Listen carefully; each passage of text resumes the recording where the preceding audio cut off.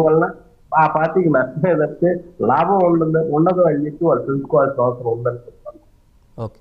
సుజాత గారు, ఇరువురు పర్యటనలు చూసుకున్నా నిన్న కోనసీమలో పవన్ పర్యటన నేపథ్యంలో కూడా అక్కడ రైతులను అడిగిన ప్రశ్న, ఎప్పటి నుంచి మీకు సమస్య ఉందంటే 6 సంవత్సరాలుగా సుమారు ఉందని చెప్పారు.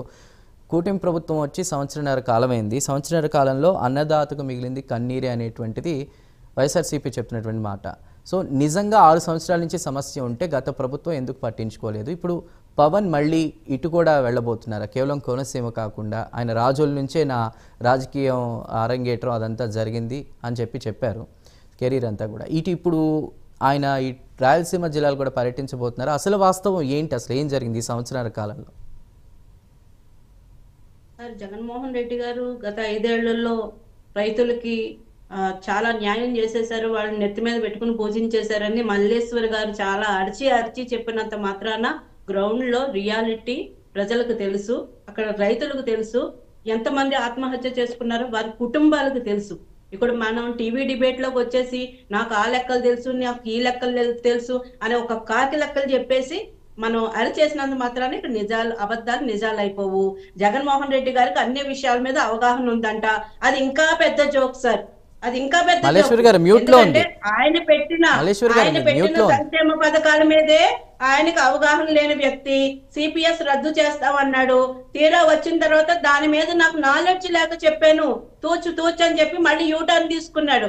మళ్ళీ సంపూర్ణ మద్యపాన నిషేధం చేస్తానన్న వ్యక్తి ఈ రోజు మద్యంలో 3,500 కోట్ల పైగా కుంభకోణం జరిగిందని ఈ రోజు వస్తుంది. మరి సంపూర్ణ మద్యపానం చేసిన తర్వాతే మేము నెక్స్ట్ ఎలక్షన్స్ కి వెళ్తామని చెప్పిన వ్యక్తి జగన్మోహన్ రెడ్డి గారి నాలెడ్జ్ గురించి ప్రపంచం మొత్తం తెలుసమ్మా. ఇంటర్నేషనల్ టీవీ డిబేట్స్ లో కానీ, ఇంటర్వ్యూస్ లో కానీ, నేషనల్ మీడియా ఛానల్స్ లో కానీ జగన్మోహన్ రెడ్డి గారు వాళ్ళ క్వశ్చన్ వేస్తే నీళ్లు నవ్వుతారు. ఆయన దగ్గర ఒక్క సబ్జెక్ట్ ఉండదు. మాకు తెలుసు జగన్మోహన్ రెడ్డి గారి నాలెడ్జ్ గురించి. ఆయనకు తెలుసుకోవాలి, రైతుల గురించి వాళ్ళు పడుతున్న వేదన తెలుసుకోవాలన్న ఆలోచన కూడా లేదు. రైతులను పరామర్శించాలంటే రోడ్డు మీద డయాస్ వేసుకుని అంత దూరం రైతుల నుంచే పెట్టిన వ్యక్తి. ఇంకొక విషయం, మీరు పెద్దగా అర్చి చెప్తున్నారు కదా, గత ప్రభుత్వంలో క్రాప్ హాలిడే ప్రకటించారు రైతులు. సిగ్గు చేటది, మర్చిపోయారా మీరు?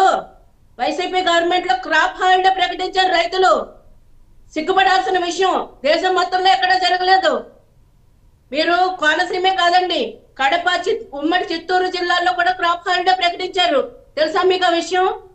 మీరు కౌలు రైతులు 3,000 మంది రైతులు చనిపోయిన విషయం సెంట్రల్ గవర్నమెంట్ ఇచ్చిన రికార్డ్, అది ఆన్ రికార్డ్, అది చెప్తున్నాను నేను.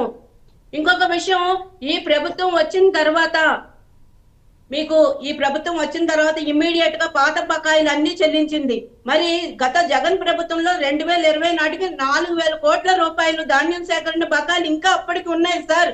కేంద్ర ప్రభుత్వానికి రేఖ రాసిన తర్వాత అక్కడ మేము మా పవన్ కళ్యాణ్ గారు రిప్రజెంటేషన్ ఇచ్చిన తర్వాత, చంద్రబాబు నాయుడు గారు లేఖ రాసిన తర్వాత, అవి మీరు ఈ ప్రభుత్వం గురించి మీరు పక్కన పెట్టండి, రైతులు కష్టపడుతున్నారు, వాళ్ళు నష్టపోతున్నారు, దయచేసి రిలీజ్ చేయండి అని చెప్తే మీ ప్రభుత్వం నుంచి మాకు ఏమీ రిప్రజెంటేషన్ రాలేదు, మాకు రిక్వెస్ట్ రాలేదు అని సెంట్రల్ గవర్నమెంట్ మినిస్టర్స్ చెప్పడం జరిగింది.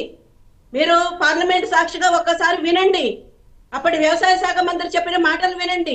అప్పుడు 4,000 కోట్ల రూపాయలు బకాయిలు రిలీజ్ చేశారు సార్. ఈ ప్రభుత్వం వచ్చిన వితిన్ 2 months లో పాత బకాయిలన్నీ మేము చెల్లించాం. అదే కాకుండా ఇప్పుడు ధాన్యం కొనుగోలు జరుగుతుంటే వితిన్ 24 hours లో వాళ్ళ రైతుల అకౌంట్ లో డబ్బులు పడిపోతున్నాయి సార్. 3 విడతలుగా, అంటే రోజుకి మార్నింగ్ 12కి ఒకసారి, 3కి ఒకసారి, నైట్ 8కి ఒకసారి, అట్లా 3 విడతల్లో వితిన్ 24 hours 12 hours లో కూడా వాళ్ళ కొనుగోళ్లు అమౌంట్ ఏదైతే ఉన్నాయో రైతుల ఖాతాల్లో జమ అవుతుందండి.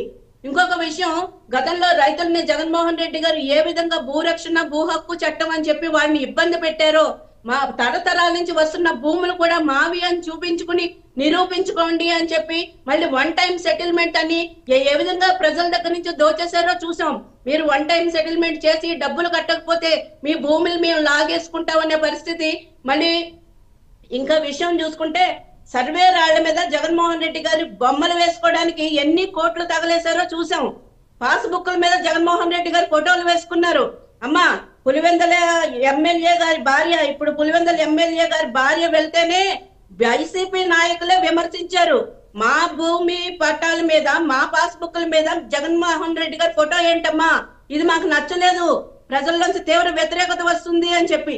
మరి డబ్బులు ఇట్లా తగలేశారు, కానీ మీరు ఏదైతే క్రాప్ మేనేజ్మెంట్ కానీ వాళ్ళు ఏదైతే ఇన్పుట్ సబ్సిడీ కానీ మీరు సకాలంలో ఎందుకు చెల్లించలేదు?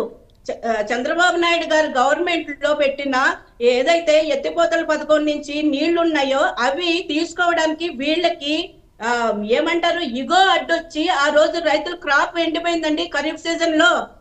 మీకు తెలుసా ఈ విషయాలన్నీ జరిగినాయి? అన్నమయ్య డ్యామ్ జరిగి నిర్వాసితులు ఎంతమంది రోడ్డున పడ్డారండి?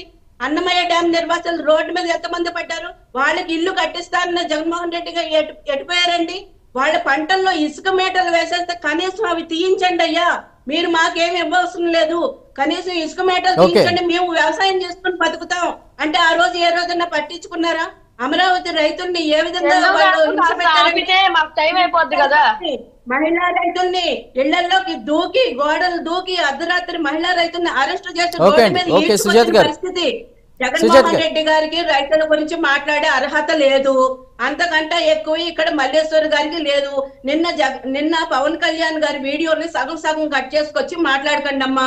అక్కడ సమస్య ఉంటే ఖచ్చితంగా పవన్ కళ్యాణ్ ఒక్క నిమిషం మీ దగ్గరికి వస్తున్నా మల్లేశ్వరి గారు. మాట్లాడద్దు,